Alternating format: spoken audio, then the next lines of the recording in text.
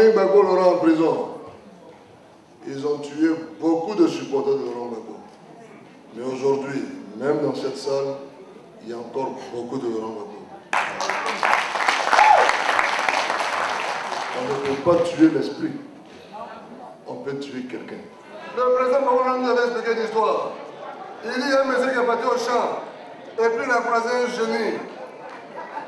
Quand il a croisé le génie lui a dit, qu'est-ce que tu veux dans ta vie? Tu l'auras. Si tu veux Saint-Martin tous les jours du lundi au dimanche, tu auras Saint-Martin du lundi au dimanche.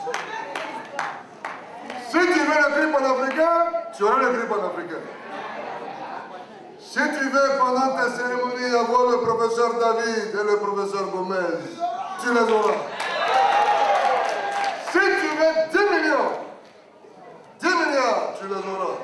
Mais tu les auras qu'à condition que ton voisin que tu n'aimes pas ait le double de ce que tu as demandé. Et ce pauvre monsieur qui partait au champ a dit donc si je demande Gomez et David, ça veut dire qu'eux ils auront Gomez David et Gomez David. Bon, il faut attendre. Je m'en vais à la maison pour réfléchir. Il est revenu. Il a croisé le même génie. Le génie lui a dit, est-ce que tu as bien réfléchi? Il dit oui. Le génie lui demande, mais donc qu'est-ce que tu veux? Si tu veux la Côte d'Ivoire, je te donnerai la Côte d'Ivoire et l'Afrique. Il dit, ça là c'est trop compliqué. J'ai un voisin en bas là, vraiment, il me plaît pas. Donc ça veut dire quoi? Donc si je te demande de me casser un œil, le voisin aura les 2 yeux cassés. Bon d'accord, casse-moi un œil. Alors il a voulu qu'on lui casse un œil pour que le voisin qui n'aime pas ait les 2 yeux cassés. Est-ce que vous trouvez ça normal? Oui, il faut que nous travaillions dans le sens inverse. Il faut que nous travaillions à nous épauler et à porter haut les projets qui sont communs à nos intérêts. Car nous sommes condamnés à nous entendre et nous avons une communauté de destin et une communauté d'intérêt. Libération de Laurent Gbagbo, d'abord. Mot d'ordre fondamental. Nous sommes dans les rues depuis le 11 avril pour réclamer cela. Pour dire, tant que vous enfermez Laurent Gbagbo, nous sommes en prison aussi. Si vous voulez parler de réconciliation nationale, c'est avec Laurent Gbagbo que vous allez parler de réconciliation nationale.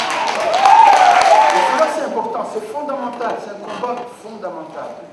Parce qu'on peut nous endormir, on peut nous le faire oublier à Korogo et nous faire reprendre la vie quotidiennement et finalement on l'oublie là-bas.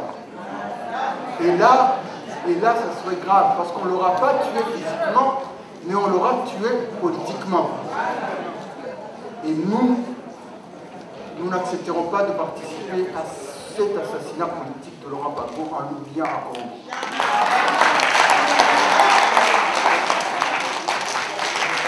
Et ne vous fatiguez pas, ne nous fatiguons pas à réclamer cela. Nelson Mandela, on a réclamé plus de 40 ans sa libération. Et qu'est-ce que disait Olivier Tambo, qui était le président de l'ANC? Il ne disait pas négocier avec moi, non. Il disait, première condition, si vous voulez négocier avec l'ANC, sortez nos leaders de Robben Island d'abord. Et c'est quand nos leaders seront sortis de Robben Island qu'on pourra négocier. Et quand Mandela lui-même, quand les Blancs d'Afrique du Sud ont réalisé que Olivier Tambo refusait de tuer Mandela en l'oubliant en prison, ils sont partis voir Mandela en disant, bon, on peut s'arranger maintenant entre vous et nous. Et Mandela, il a dit, un leader enfermé ne peut pas négocier parce que je ne suis pas un homme libre. Je ne peux négocier que si je suis libre. Donc vous me libérez d'abord avec mes camarades, et là on va négocier. Aujourd'hui on voit dans les journaux français l'Humanité, on voit dans le Figaro, on voit dans Libération qu'on parle de la lutte des Ivoiriens en France. Mais ce n'était pas possible à un moment donné. Ce n'était pas possible. Si aujourd'hui les gens parlent même des exactions commises par les rebelles en Côte d'Ivoire, c'est parce que nous avons osé parler. Dans la chaleur de la crise ivoirienne, et lorsqu'on cherchait nos repères pour voir est-ce qu'on va aller intervenir dans les télévisions ou dans les médias, ou qu'est-ce qu'on fait? Cet artiste s'est levé seul, on ne l'a pas envoyé. Aucun parti politique l'a appelé pour dire va à la télévision pour parler de Gbagbo Laurent. Il s'est levé seul. Et il est allé à la télévision France 3. Et il a défendu la Côte d'Ivoire. Il a défendu Gbagbo Laurent sur cette chaîne. De nous attaquer pour nous confisquer notre souveraineté. On a parlé, on a tout essayé, et comme toujours, ils sont restés sourds. Et si leur bassesse trahit la sagesse pour une saga sauvageresse, ils ont menti au nom de la démocratie. Méprisons celui que le peuple a choisi. Ils ont menti au nom de la barbarie. Je donne des rôles rien que pour le contrôle de notre sol et notre sous-sol.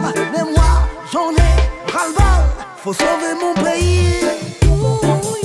Faut sauver mon pays. Faut sauver mon pays. Faut sauver mon pays de la barbarie. Ils ont massacré de pauvres innocents et imposé leur embargo sur les médicaments.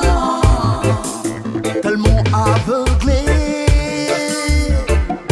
par leur férocité, au point d'écarter en eux toute humanité. Maintenant voici une démocratie qui rime avec démocratie. Libérez mon pays, libérez ma patrie, libérez mon pays de la barbarie. Ils sont sans pitié quand il s'agit de